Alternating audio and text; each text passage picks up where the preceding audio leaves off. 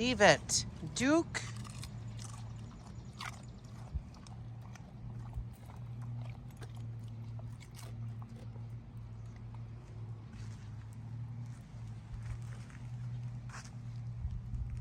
Leave it. No, no, no.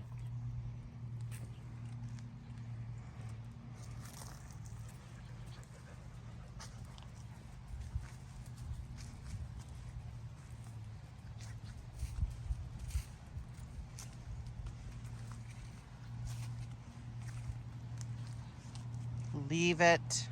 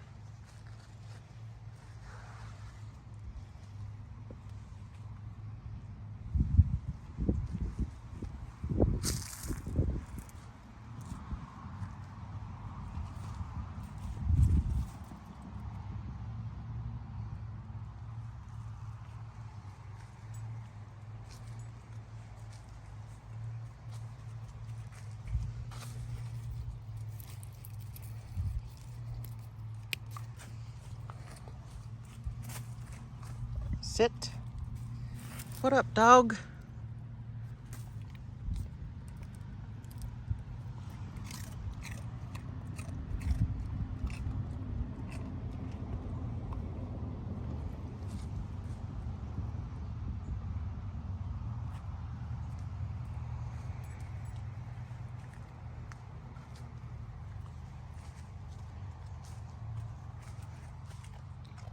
No.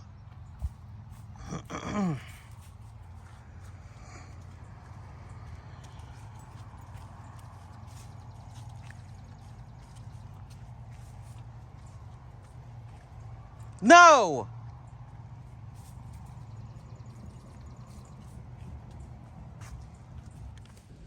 This farm garden tour took place from July 12th through the 20th.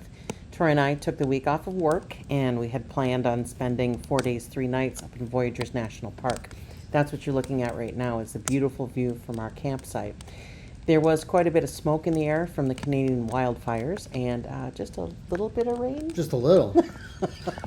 We had a boat at the bottom of the lake for a little bit. Yeah, and more water in the tent than outside of it. Mosquitoes that would have carried you away. But we have a good story to tell. If you want to hear it, again, call us. Yep, we're going to tell you all about it. But Voyageurs is back on the bucket list because this place is just too beautiful not to visit and enjoy. Next time by houseboat, though. Yes, that's another realization we came to. And I'm about to almost fall in the water. Yep, there you go. We came to the realization that we might be too old to set up tents and sleep on air mattresses. So houseboat it is. But enjoy the view here. We plan on heading back to Voyageurs to experience its beauty again in the future. And thanks for joining us for another farm garden tour.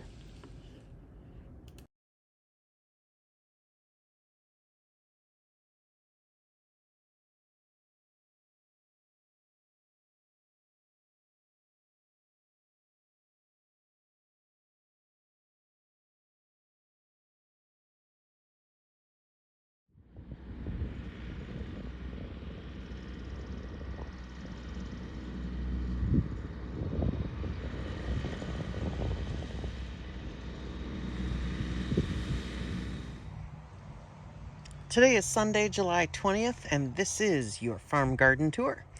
Starting off by showing you a harvest here of Royal Burgundy green beans. I realize they're not green, but when you cook them, they are.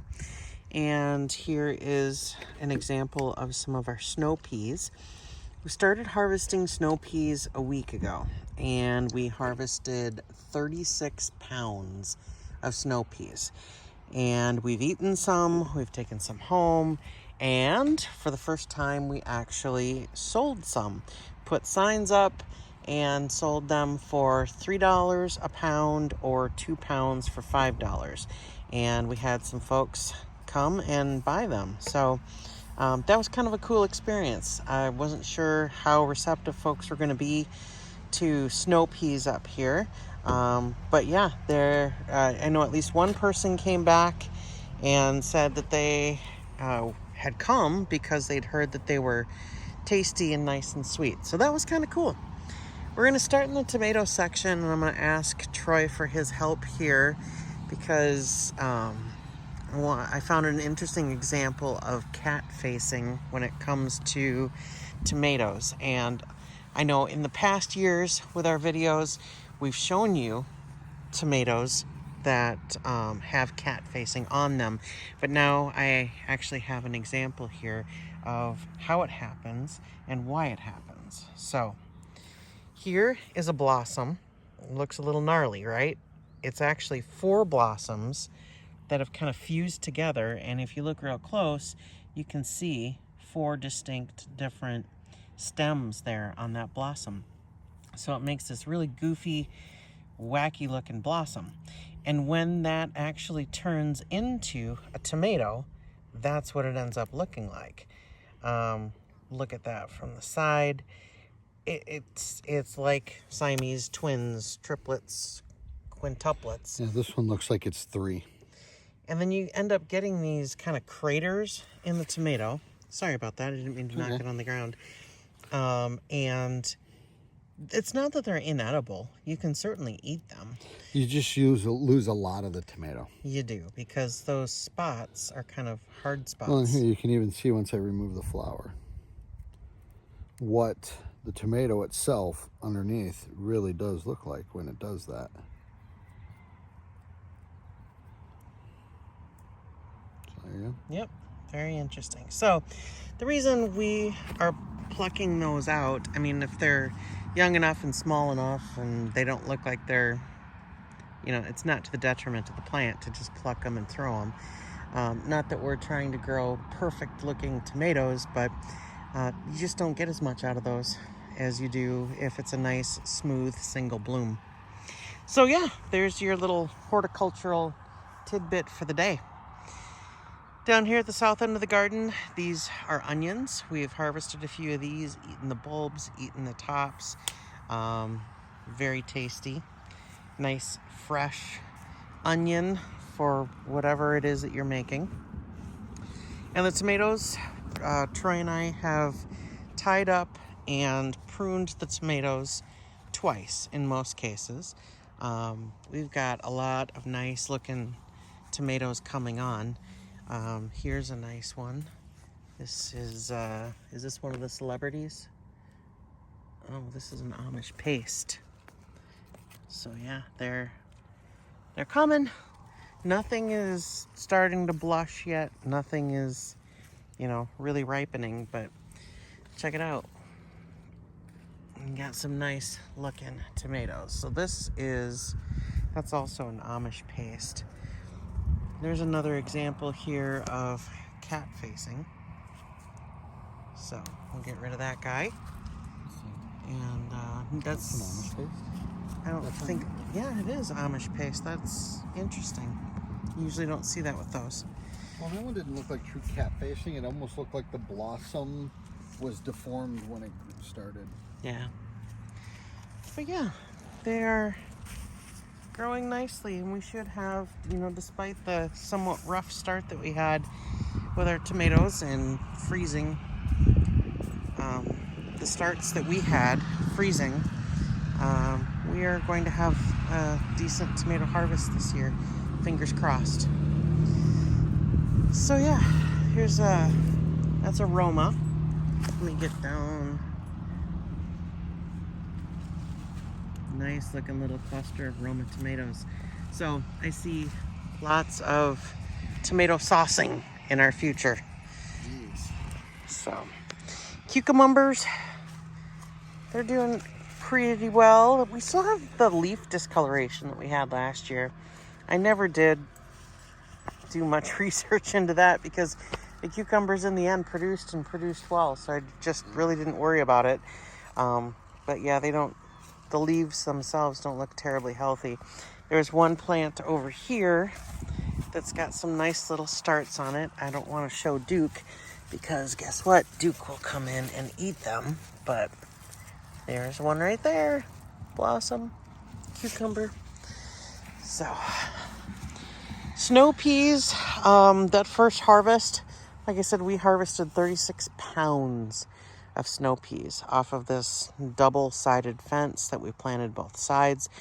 We've got some volunteers coming up. We haven't picked the peas off of the tall volunteers because those are some that we had planted last year that decided to reseed and come up on their own. We like the taller varieties, so we're leaving the peas on so that the peas fully mature and dry out, and then we'll use them as seed next year. So those the peas, probably within another 2 to 3 weeks, they will probably be done with their run, and we may be at a point where we're actually yanking the vines out of the garden. These are the shell peas, and we picked 30 pounds, well 29 I think it was, pounds of shell peas in the pod. I've still got an entire 5-gallon pail that needs to be shelled, and already we've shelled some, and we have roughly half of a gallon Ziploc bag of shell peas that we are going to try canning this year. Last year we had a few that we blanched and froze. I think we've done a better job this year of making sure that we're harvesting these peas, these shell peas, at the right time. If the peas get too big, I know I can find an example. Okay, this is a snow pea, but you can see how huge. Here's a good example. The pod starts to get dry, and the peas on the inside start to get hard, and they lose their sweetness. They're just not as tasty. So we've done a good job of making sure that we're harvesting these guys before they get to that point, because there's nothing worse than eating peas and having one that kind of is crunchy. No matter how long you cook it, it's crunchy. So yeah, those are the peas. And our volunteer plants this year have been a little wacky. I don't know. To the best of our recollection, this fence last year was shell peas. So why exactly we have volunteer snow over here, not sure. We've got volunteer shell and snow on this side. So, I guess grow where you're planted. We're just letting them do what they do because that's where it wanted to grow. So why not let it do its thing? The Blue Lake pole beans are insanely tall. So this is an 8-foot fence, and that is probably an additional 4 feet. I didn't think it was actually that much until Troy grabbed one of these tendrils the other day and bent it down, and it comes halfway down the fence again. So yeah, that would be 4 feet. They're blooming like mad, and we're starting to see little beans come on. Teeny tiny little stick pin, or some of them are like toothpick size. So our bush beans are going crazy right now. We'll get to those in just a minute. But it's going to be nice to have a little break in between those bush beans and when these guys are ready to go. The bush bean production right now is, we could probably do some canning with them. Oh, Bumbler. It's a rare sighting to see bumblebees in here. It's been the last 2 years that they're just not around like they used to be. It's mainly the honeydews we're not seeing. So we want those pollinators, which is why we keep plugging in flowers and stuff in the garden just to attract those guys, get them in here and have them do their pollination work. So yeah, we'll have a brief respite We've got production off of the bush beans right now, and then these guys are gonna come into play. Maybe sooner rather than later. I'm seeing some bigger ones in here now. But yeah, I imagine that when these guys start to come on, that's when we will start to go full blast into preservation mode on beans and do some canning. Speaking of volunteers, we've got volunteer sunflowers. We had a little sunflower patch over here last year. And speaking of grow where you're planted, these guys decided that this was the right spot for them this year. So I'm not going to tell them no. Let them go. All right, into the brassicas. So we've got some nice looking cabbage. Our marigolds are coming along nicely here. Here is a good head on that cabbage. I'm really happy with the cabbage this year. I feel like the last 2 years we had decent production on our cabbage, our megaton cabbage. But the smaller cabbages, I think we only got like 3 or 4 last year, didn't we? That we actually harvested. Yeah, we ended up having half of them explode on us. Yeah. Last year. So because it's just a watermelon. Right. But yeah, these are, especially down this end, these are really looking nice. Yeah. I can't wait to make some sauerkraut. Yeah, sauerkraut. That'll be an interesting experience. I don't know the first thing about that, so you're going to have to take the lead on it.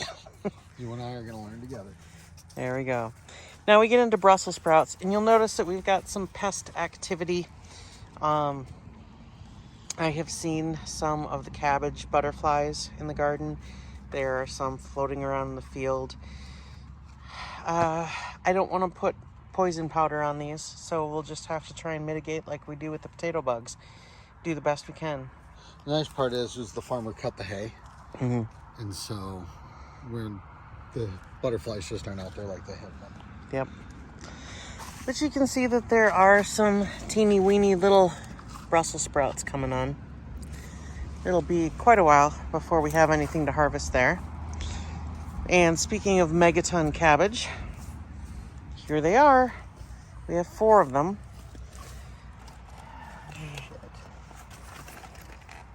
Oh, it looks like it's getting eaten. It is. Oh, what is that? Oh, yuck. We'll have to investigate and see what that is. I'm nearly certain those are slugs.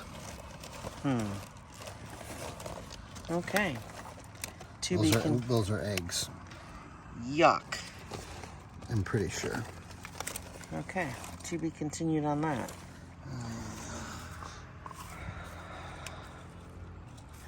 So maybe I spoke too soon in saying that our megatons are our crown jewel.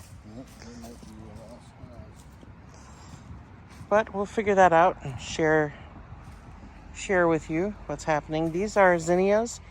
I'm guessing within the next week or 2 we should have some flowers blooming on the zinnias. And holy cow, look at the celery. This is, I believe, probably the biggest testament to our new watering system, where we're getting water directly on the roots of the plants that need it. Celery needs a lot of water, especially toward the end of its growing cycle, because celery is primarily water. So by getting these guys a lot of water, I'm seeing less yellowing leaves than I did on last year's batch. And these guys are bigger than they were at roughly this time last year. So good looking celery. On to zucchini. I have nothing to say about zucchini. I'm not a fan of zucchini unless it's in a chocolate zucchini cake. We've got 2 different varieties though, because there are others that enjoy zucchini. This is a yellow variety, and it's starting to put on some vegetation. This is our honeydew, and it's doing well. I actually see a little blossom there. So the vines are not, we had to reference an old video from last year because we felt like the vines were not taking off like they have in the past. they're all right. I have to bear in mind that these guys got in later this year than they have in probably the last 2 years. That's a butternut squash. So it's to be expected that they're not as far along. They look healthy. This guy here is an acorn squash. And this guy over here, what do we have? This is our Blue Prince pumpkin squash. That one plant is going to give us probably all we need in the way of There's 4 plants on there. Yeah. And then these are the best cantaloupe I've ever had in my life. Halona. We've got some blossoms coming, and those next 2 are also Halona cantaloupe. Then we have our watermelon, blacktail watermelon. That were all planted at the same time. They were all planted at the same time. We've got a okay sized one there. This one I think has been just frozen at this size for weeks. And then probably our best looking one is down here. But they're green, they're growing, they're not being eaten by anything at this point, so it's all good. All right, beans. These Royal Burgundy beans have been harvested twice over the course of the last week.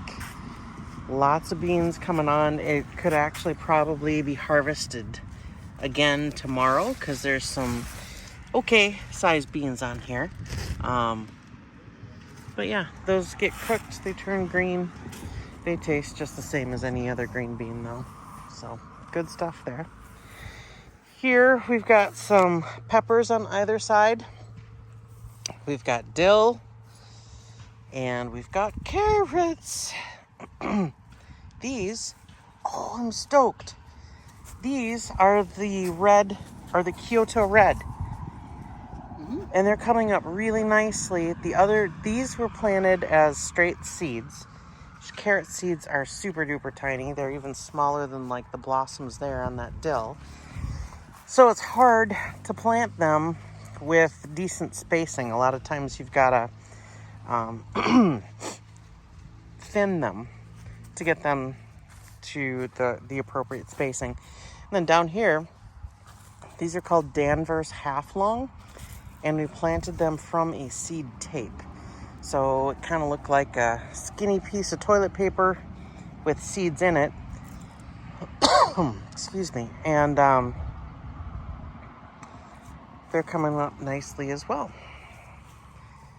These are broccoli, or is that Brussels? And you can see the pressure from the pests over here too. Yeah, it's Brussels, I think.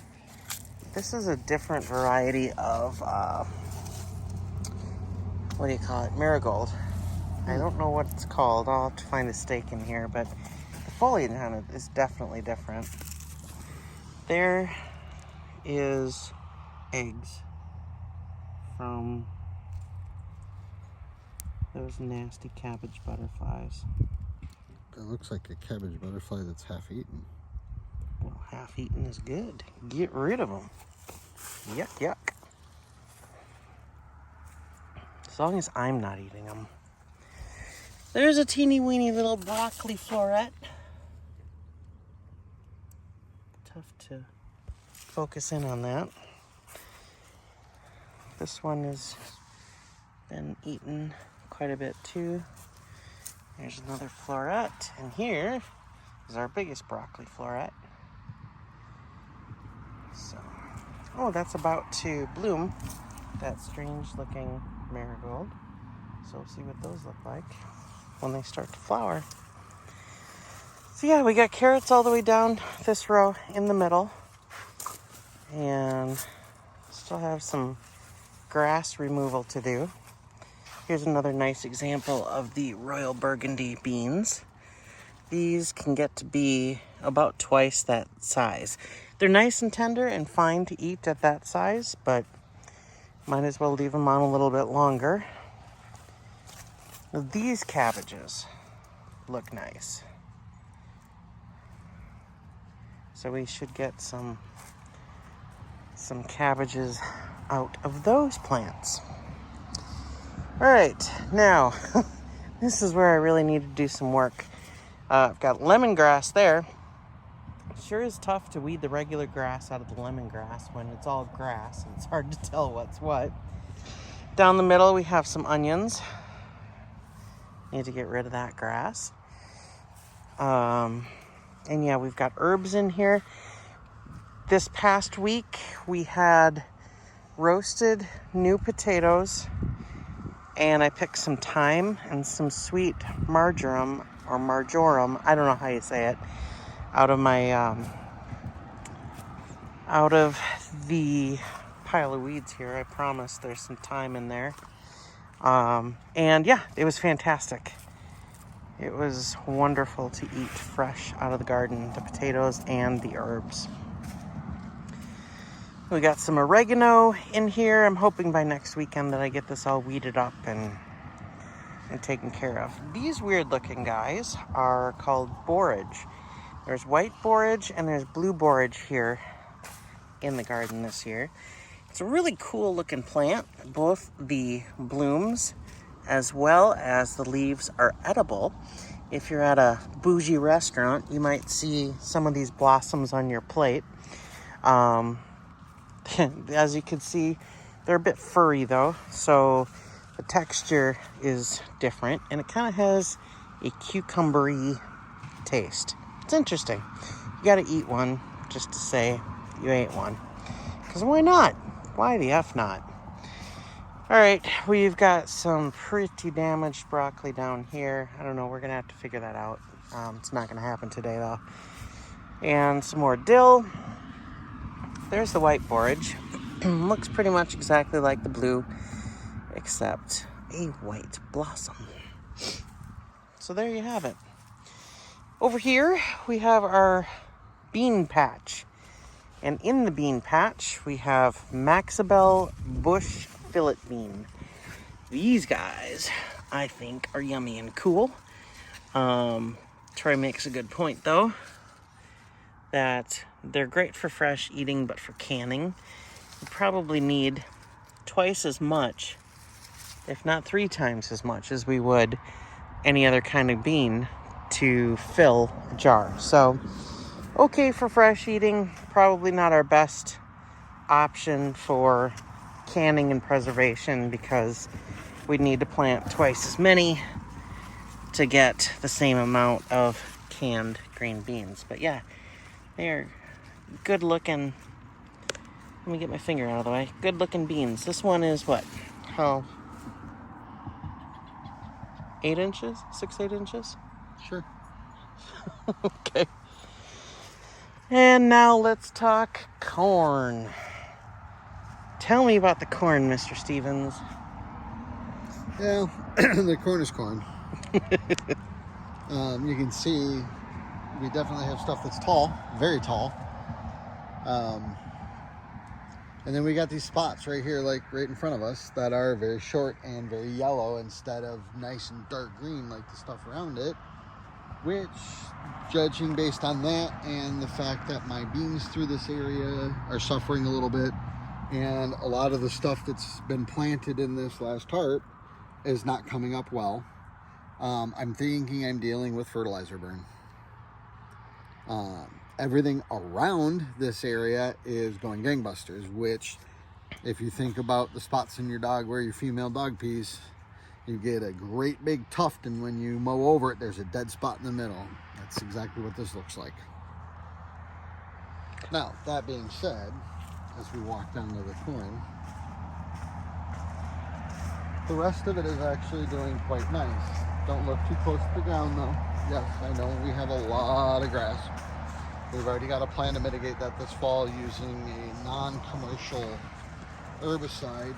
We're going to do the old tried and true salt, vinegar, and soap mix and just soak everything down and give it about 2 weeks to kill it all off, and then till it all in. So this is our dent corn, or field corn, which we will be harvesting and using for grinding and whatever else. It's doing really well. I mean, How tall is that right there? this stuff here is already taller than me.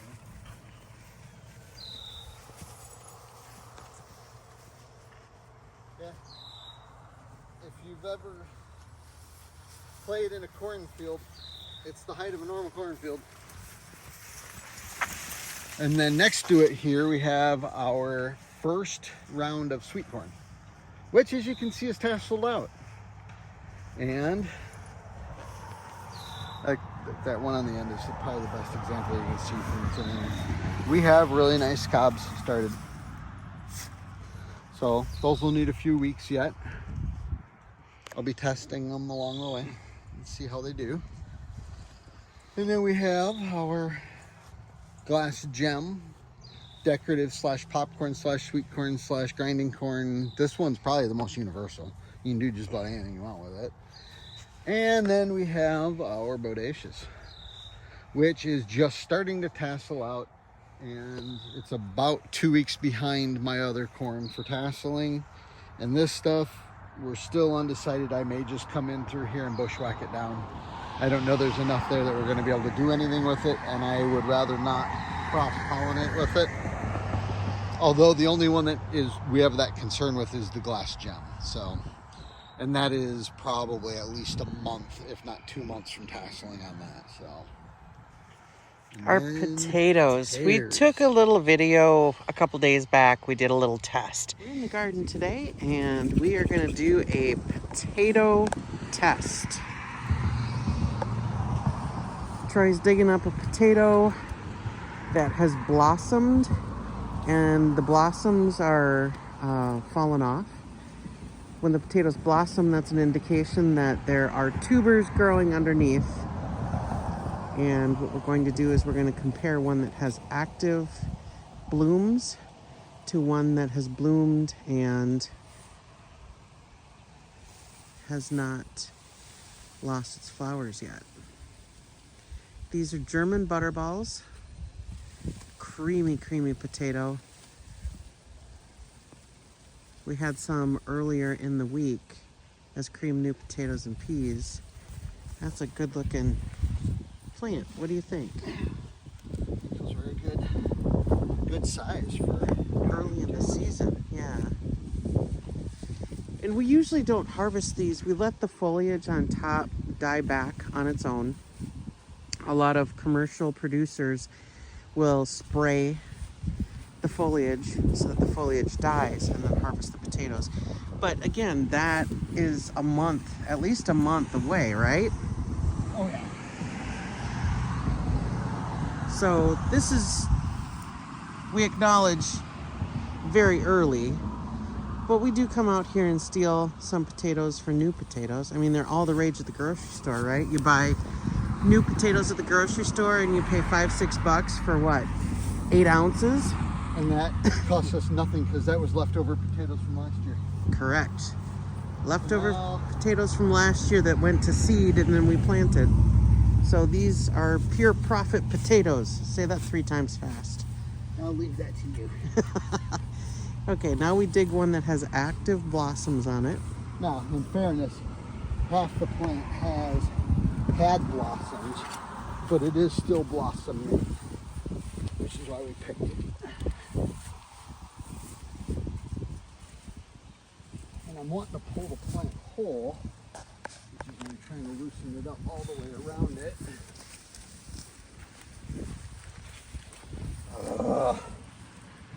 This thing is loaded too. Yeah, potato bugs are coming out. Yuck. All right. Evil things. Very evil things. All right, back to potatoes.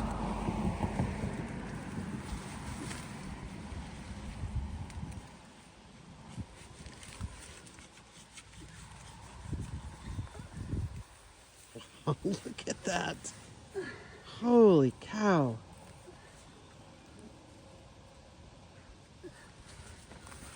So, this is what I wanted to see.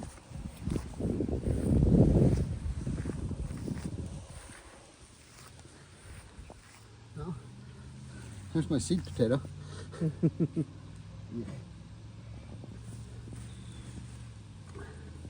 And all I'm really looking at here is the size of the potatoes.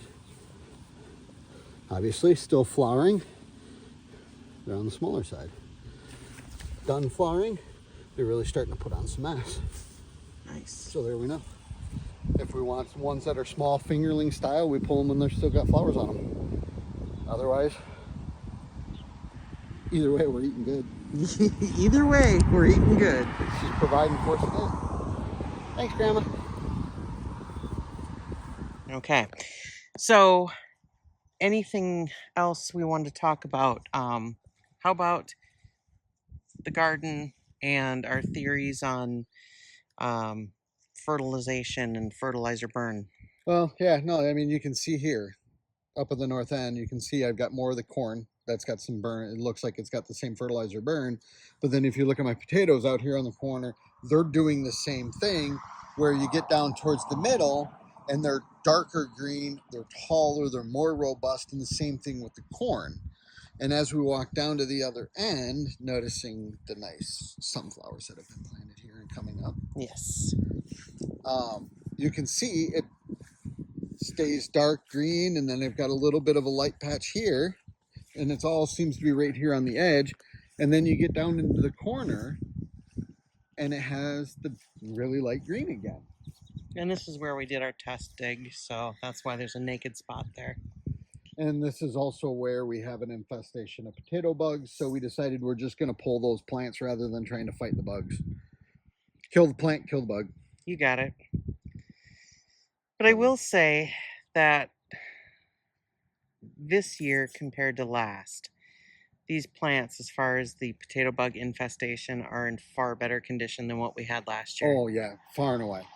So, and we are, I believe, going to come out here and dig and harvest some potatoes to take home. Oh yeah, I think we'll probably pull 4 or 5 plants to take home. Yep. We counted. Did we get roughly a dozen? For the 2 plants that we pulled yesterday or the first day, I don't know what you got off the 3rd plant you pulled, but yeah, it was a dozen per plant. Yeah. And so, 2 plants equaled what, 3.5 pounds at this point? Yep. Now later on in the fall, each potato plant should be around 5 pounds. Yeah. And these are all German Butterball, which is a wonderful, tasty little potato. Great for baking, mashing, roasting. I mean, you name it. It is a very smooth potato. So, like if you think about a russet is kind of mealy and grainy. A red potato is usually very smooth. And that's kind of what I see in these German Butterballs is the smoothness of a red, but the firmness of a russet, if that makes sense. So yeah, that is where we're at with the farm garden tour. I'm going to do my best. Hello! Not sure who that is, but glad we have neighbors who care.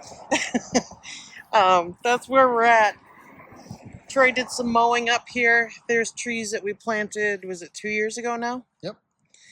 So we've got our trees coming along. Our children and our children's children will be the ones that get to see them when they're that big. But it's a start, and it's going to be a nice break from the road. Cut down on road noise. That runs all the way down. These plantings run all the way down to that garbage can there at the neighbor's driveway. So we've got a row of spruce and then a row of pine. Yeah, they're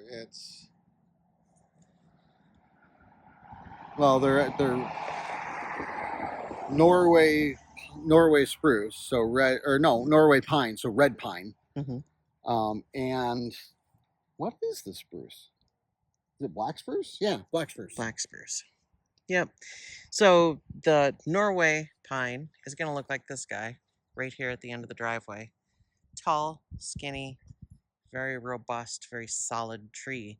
But it doesn't have any foliage down at the bottom of the base. So it's just it's a great tree. They take forever to grow.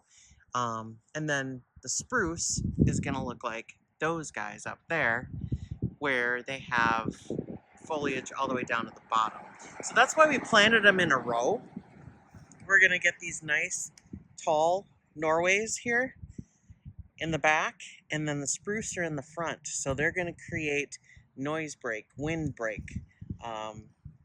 visual break. Visual break, so that, you know, when you're out here, you're not on display for the whole county. But you know what? Who cares? Who cares? You know, it's kind of neat. The people who are curious about what we're doing can stop and ask, hey, what have you got going on here? We went into the Legion last night to play bingo and have some dinner, and, you know, the number of people that say, what did you guys do? We drove by and your garden has doubled, and, you know, how are things going? It's kind of a neat talking piece. So, yeah. Also shows you how small little towns can be. Exactly. Not to be crude, but you can't fart without the neighbor knowing about it. So, that is that. So, thanks again for tuning in. We'll have another update for you soon. And until next time, take care.